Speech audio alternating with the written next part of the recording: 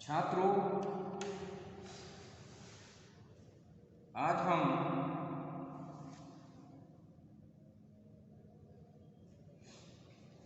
धर्मवीर भारती जी के द्वारा रचित सपना अभी भी के अंतर्गत आने वाली कविता सागर पर सूर्यास्त को लेकर प्रस्तुत हुए हैं।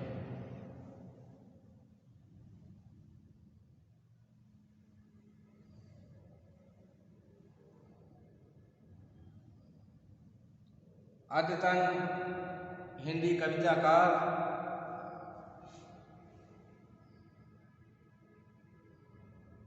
अपने नवीन प्रतिविधान को लेकर प्रस्तुत हुआ है।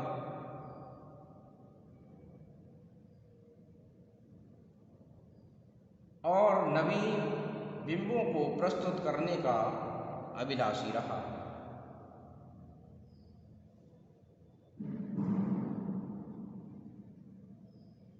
यह कवि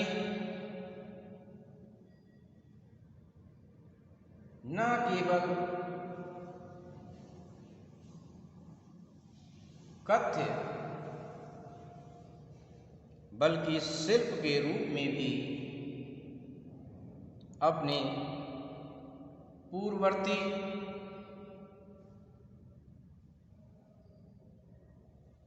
काव्यधाराओं से भिन्न प्रतीत होता है। वह दोनों स्तरों पर नवीनता का अभिलाषी रहा है। तो इस कविता में भारती जी सागर पर अस्त होते हुए सूर्य के बिंब को प्रस्तुत करते हैं।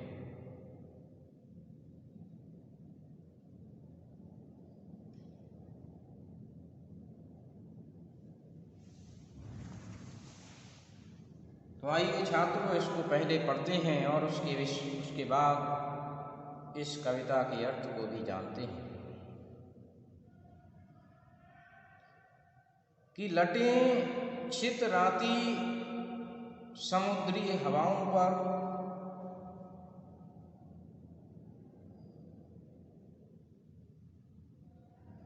तैरती है एक गाड़ी छाप, पतले धनुष होठों की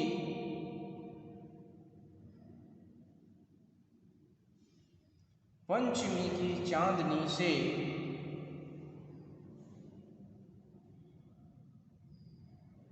क्षीण गौर कटाव वाले बदन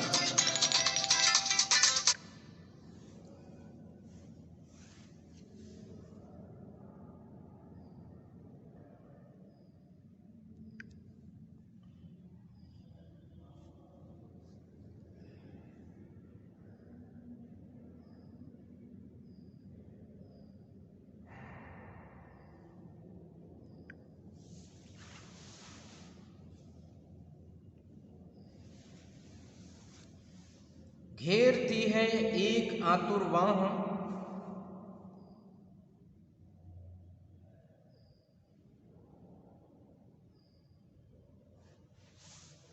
ये गुलाबों की परत पर परत पंखुड़ियां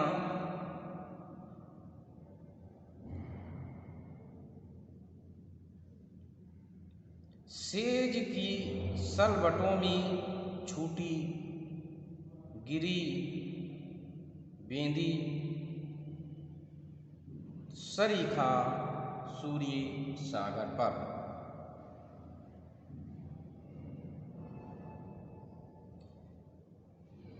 की लटें छितराती हुई समुद्री हवाएं, जैसे मानो कोई नायिका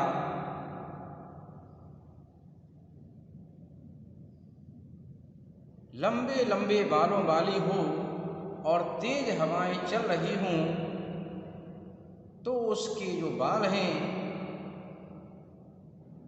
वो इधर उधर उड़ने लगते हैं। ऐसा ही कुछ बिंब सागर पर दिखाई देता है, क्योंकि जो तेज हवाएं चल रही हैं और सागर की जो लहरें हैं वे चितराती हुई दिखाई दे रही हैं।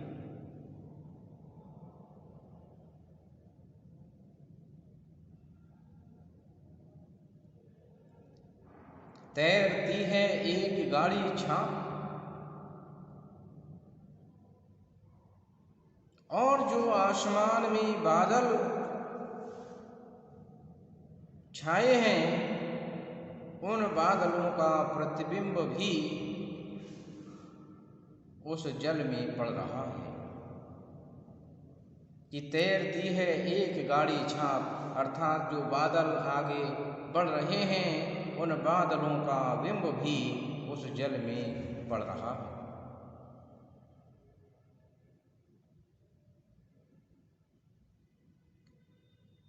पतले धनुष होठों की पंचमी की चांदनी से और जो लहरें हैं उन लहरों के द्वारा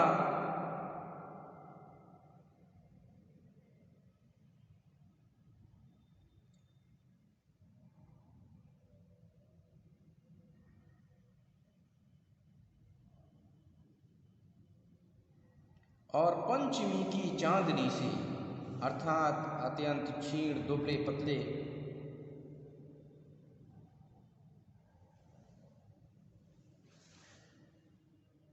क्योंकि सूर्य जब अस्त होता है तो उसका कुछ हिस्सा डूब चुका होता है, कुछ हिस्सा क्षितिज में छुपा हुआ दिखाई देता है। कि पंचमी की चांदनी से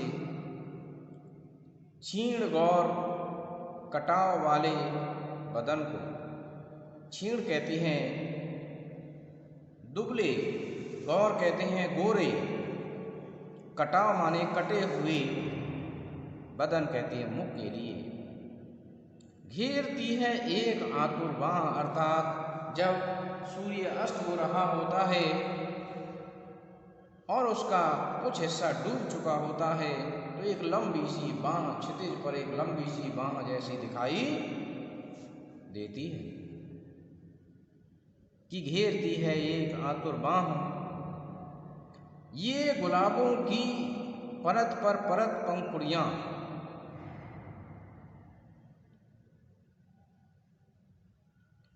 और गुलाबी रंग जैसे गुलाब होते हैं उसी की भांति परत दर परत पंखुड़ियों की तरह सेज की सलवटों में डूबी गिरी बेंधी। कि जिस प्रकार से गुलाबों की परत दर परत बिछा दी गई हो, उसकी पंखुड़ियां बिछी हुई हों, उस गुलाबी पंखुड़ियों की सेज की सलवटों की तरह, जैसे उस गुलाबी सेज पर छूटी हुई गिरी बेंदी, बेंदी कहते हैं बिंदी के लिए, जैसे नायिका की जो बिंदी है वह गिर गई हो।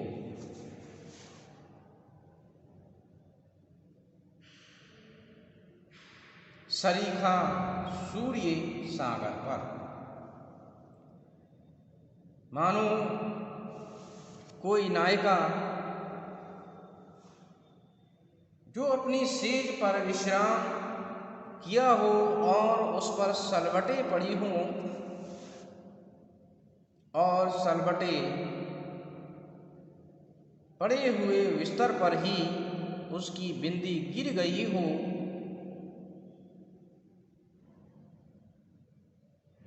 इस प्रकार से सागर पर सूर्य का बिंब दिखाई दे रहा है। तो ये है ये कब की अपनी कल्पना शक्ति का ही परिचायक है।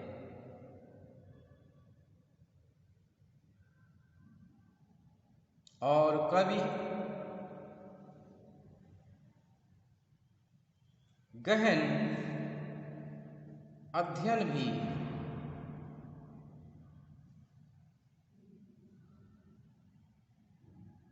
प्रस्तुत हुआ है।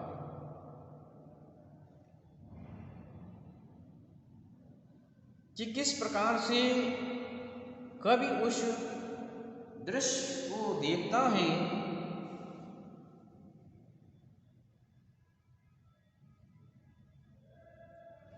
और उस दृश्य को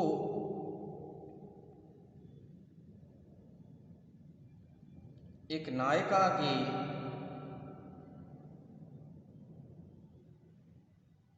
सौंदर्य के रूप में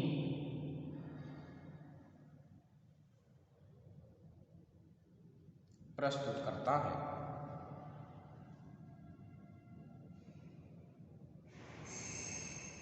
कवि का ये प्राकृतिक दृश्य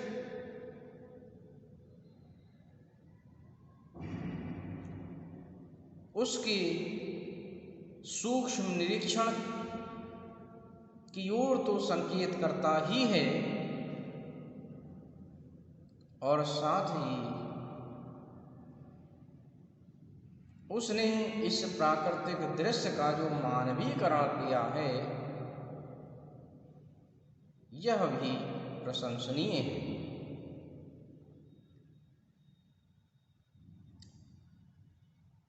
तो छात्रों, मैं समझता हूं कि आपने इसको अवश्य ही समझा होगा। धन्यवाद।